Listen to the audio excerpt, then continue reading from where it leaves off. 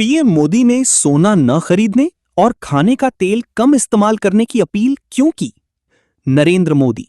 Image स्रोत ANI। Image caption PM Modi ने तेलंगाना के सिकंदराबाद में एक रैली में कई अपील की हैं। 10 मई 2026, अपडेटेड 11 मई 2026। पढ़ने का समय 5 मिनट।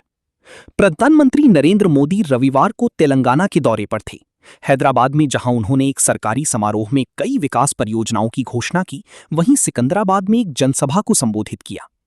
सिकंदराबाद में आयोजित एक कार्यक्रम में बोलते हुए पीएम मोदी ने लोगों से विदेशी मुद्रा बचाने की अपील की। इसके लिए उन्होंने कई रास्ते भी बताए हैं।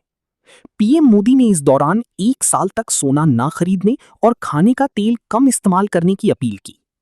कांग्रेस ने पीएम मोदी के बयान की निंदा की है। कांग्रेस का कहना है कि पीएम मोदी अर्थव्यवस्था को बचाने के लिए आपातकालीन कदम उठाने की जगह जनता को ही मुश्किल में डाल रहे हैं। पीएम मोदी ने जनसभा में कहा, सप्लाई चेन की इन मुश्किलों के बीच पिछले 2 महीने से ही हमारे पड़ोस में इतना बड़ा युद्ध चल रहा है। इसका असर पूरी दुनिया पर पड़ा है और भारत पर तो और भी गंभीर असर पड़ा है। भारत के पास बड़ी बड़ी तेल की कुएं नहीं है। हमें अपनी जरूरत की पेट्रोल, डीजल, गैस, ये सभी बहुत बड़ी भारत के पास बड़े बड़े तेल के कुएं नहीं हैं।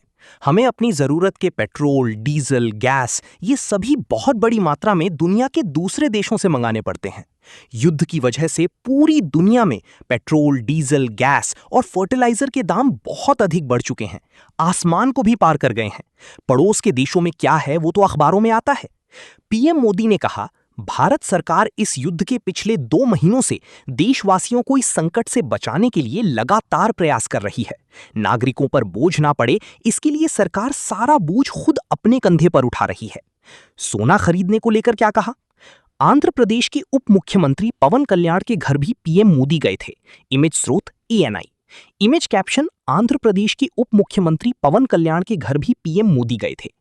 प्रधानमंत्री नरेंद्र मोदी ने सप्लाई चेन का हवाला देते हुए कहा कि सप्लाई चेन पर लगातार संकट बना रहे तो हम कितने भी उपाय कर लें, मुश्किलें बढ़ती ही जाती हैं।